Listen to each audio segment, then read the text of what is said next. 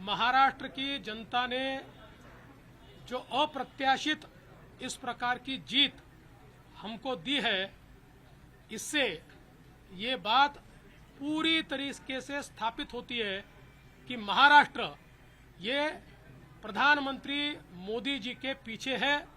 और मोदी जी ने जो नारा दिया था, एक है तो सेफ है, इस नारे को यथार्थ में लाते हुए महाराष्ट्र के सभी समाज के सभी लोगों ने एकता दिखाते हुए महाराष्ट्र में मतदान किया है और इसके कारण ये इतनी अच्छी जीत हमको मिली है। मैं विशेष रूप से हमारी लाडली बहनों का, लाडले भाइयों का, लाडले किसानों का, सभी का बहुत आभार व्यक्त करना चाहता हूं। लाडली बहनों ने तो बहुत आशीर्वाद हमको दिया है, जिसके कारण हम लोग निश्चित रूप से एक अच्छा विजय यहां पर संपन्न कर पाए।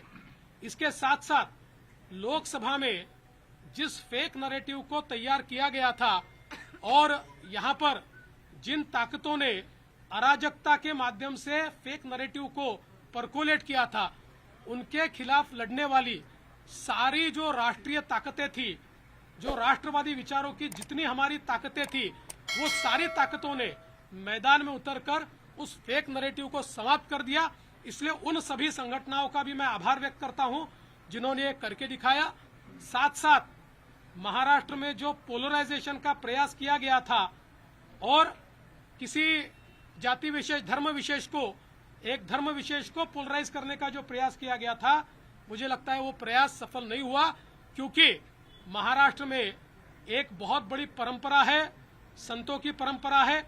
इस परंपरा का निर्वाह करने वाले अलग अलग पंथों के जो हमारे सारे साधु संत हैं, उनका भी आशीर्वाद हमको मिला, जिन्होंने बिल्कुल गांव-गांव तक जाकर अलख जगाया और एक रहने का संदेश दिया, जिसके कारण मैं ऐसा मानता हूं कि एक बहुत अच्छा विजय हमको मिला है।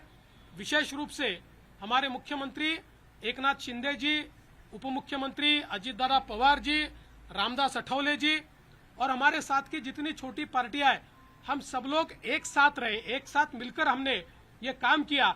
इसलिए मैं ऐसा मानता हूं कि इस एकता का ये विजय है, जो हमारी महायुति थी, अभेद्य इस प्रकार की महायुति थी, महायुति का ये विजय है, ऐसा मैं मानता हूं। और साथ साथ मैं हमारे प्रधानमंत्री जी का तो आभार व्यक्त करता हूं, उनके कारण ही हमको ये जीत मिली है। लेकिन हमारे देश के गृह मंत्री श्री अमित शाह जी, जिन्होंने महाराष्ट्र में आकर कार्यकर्ताओं में एक ऊर्जा का संचार किया, मैं उनका भी आभार व्यक्त करता हूं। हमारे राष्ट्रीय नेतृत्व, हमारे नड्डा जी है, हमारे राजनाथ जी है, हमारे नितिन गडकरी जी है, इनका भी आभार व्यक्त करता हूं। हमारे जो चुनाव के प्रभारी है, हमारे जो महाराष्ट्र से मंत्री है, इन सभी का मैं बहुत दिल से आभार व्यक्त करता हूं कि पूरी पार्टी ताकत से हमारे साथ खड़ी हुई। और सबसे महत्व की बात है, हमारे नेताओं ने, हमारी पार्टी ने केवल बीजेपी की सीटों पर काम नहीं किया, हमारी पार्टी ने सारे के सारे महाराष्ट्र के जितने 288 सीटें थी, हमारे दोस्तों की सीटों पर भी काम किया। और मुझे ऐसा लगता है कि इसके कारण एक बहुत अच्छा यहाँ कार्य संपन्न हुआ। हमारे भूपेंद्र यादव जी, अश्विनी वैष्णव जी, हमारे शिवप्रकाश जी, इनका भी मैं आभार व्यक्त करता हूँ। हमारे यहाँ पर जो हमारे सारे अलग अलग प्रांतों से भी जिन लोगों ने हमको मदद की, उनका भी मैं आभार व्यक्त करता हूँ। हमारे पीयूष जी का मैं आभार व्यक्त करता हूँ, हमारे शिवराज सिंह चौहान जी का भी मैं आभार व्यक्त करता हूँ। मुझे ऐसा लगता है कि एक प्रकार से सामूहिक रूप से हम लोग जब उतरे, तो ये सामूहिक ताकत एक ऐसी ताकत बनी जिसने दिखा दिया कि महाराष्ट्र ये मोदी जी के ही साथ है।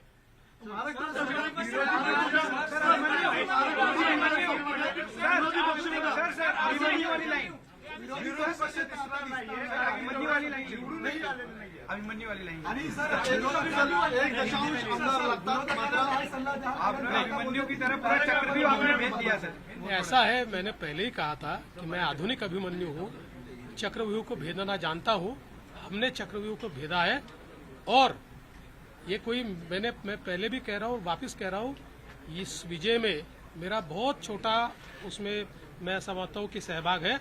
एक ये हमारी जो पूरी टीम है, इस टीम ने इस विजय को लाया है। सर हिंदी में जानना चाहेंगे सीएम पद को लेकर बहुत सवाल खड़े हो रहे हैं क्योंकि आप लोग सबसे बड़ी पार्टी हैं, सीएम पद क्या बीजेपी के खाते ना? सीएम पद के ऊपर कोई भी विवाद यहाँ नहीं होने वाला, क्योंकि पहले दिन से ये तय है कि चुनाव जब संपन्न होगा तो चुनाव के बाद तीनों पार्टियां मिलकर इसको तय करेगी।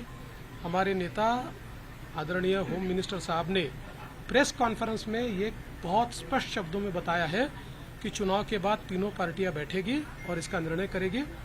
अभी मैं ऐसा मानता हूं कि हमारे एकनाथ शिंदे जी उनके पार्टी के अध्यक्ष है, अजित पवार जी उनके पार्टी के अध्यक्ष है, और साथ में हमारे पार्टी के जो राष्ट्रीय अध्यक्ष है उनको हमारा पार्लियामेंट्री बोर्ड ऑथराइज करता है। तो ये लोग बैठकर एक उचित निर्णय करेंगे, हमारे वरिष्ठ नेताओं से बातचीत करेंगे, हमारे पार्लियामेंट्री बोर्ड से बातचीत करेंगे, जो निर्णय होगा वो सबको मान्य होगा, इसमें कोई विवाद नहीं। मुझे ऐसा लगता है कि एक प्रकार से लोगों ने अपना मैंडेट दे दिया, लोगों ने एकनाथ शिंदे जी को रियल शिवसेना के रूप में स्वीकार कर लिया है।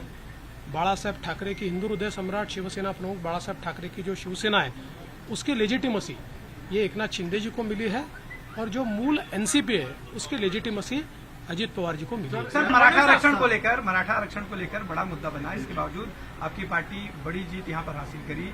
आपके ऊपर चूंकि एक तरह से आरोप हुआ, आपको अभद्र शब्दों में आपके खिलाफ जो है आलोचना करी गई, क्या ये उस वजह से मराठा आरक्षण का जो एक आंदोलन था वो फेल हुआ और जो मैंडेट था वो कहीं न कहीं आप लोगों के फेवर में? देखिए, मैंने इससे पहले भी कहा था कि लोकसभा के चुनाव में हमको 43.6% मिले थे, उनको 43.9% मिले थे।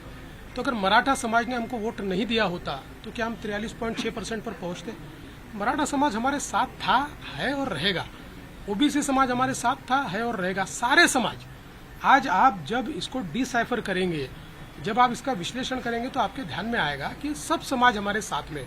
देखिए, हर समाज की अपनी इच्छाएं होती है, आकांक्षाएं होती है, लेकिन उनको ये भी पता होता है कि अपनी आकांक्षाएं पूर्ण करने के लिए प्रामाणिकता से काम कौन कर सकता है, तो लोगों का विश्वास हम पर है। गैर कानूनी जीत ये कह रही है, संजय राउत ने स्टेटमेंट दिया है कि गैर कानूनी जीत है, इस जीत को नहीं मानते क्योंकि जनता आप लोग के खिलाफ थी। और सर, और इसी से एक सवाल इसी पे कंटिन्यू कर लेता हूँ सर, क्या देवेंद्र फडणवीस के रूप में समंदर वापस आ गया है? जो लोग घर किनारे पे बसाए थे बह जाएंगे? देखिए, पहली बात तो ये है कि संजय राउत, इनके ऊपर मैं कभी प्रतिक्रिया देता नहीं हूँ, लेकिन आज आवश्यकता इसलिए दे रहा हूँ। मुझे ये पता है कि झारखंड में झारखंड मुक्ति मोर्चा जीता है तो बहुत लेजिटिमेट जीता है, वहाँ चुनाव एकदम फेयर हुआ है, वहाँ पर इलेक्शन कमीशन ने अच्छा काम किया है, वहाँ पर ईवीएम इतना पक्का था कि वो हैक ही नहीं हो सकता, वहाँ लोकतंत्र का विजय हुआ है। और महाराष्ट्र में अगर हमको लैंडस्लाइड विक्ट्री मिली है तो इलेक्शन कमीशन भी बायस हो गया है, यहाँ का ईवीएम हैक हो गया है, यहाँ पर लोकतंत्र की हत्या हो गई है। देखिए, कभी न कभी आत्मचिंतन करने की आवश्यकता होती है। जो आत्मचिंतन नहीं करते जिंदगी में वो समाप्त हो जाते हैं। मुझे ऐसा लगता है कि कभी न कभी आत्मचिंतन करना चाहिए, और इस प्रकार से वो बात करेंगे तो क्या लोगों का विश्वास बैठेगा?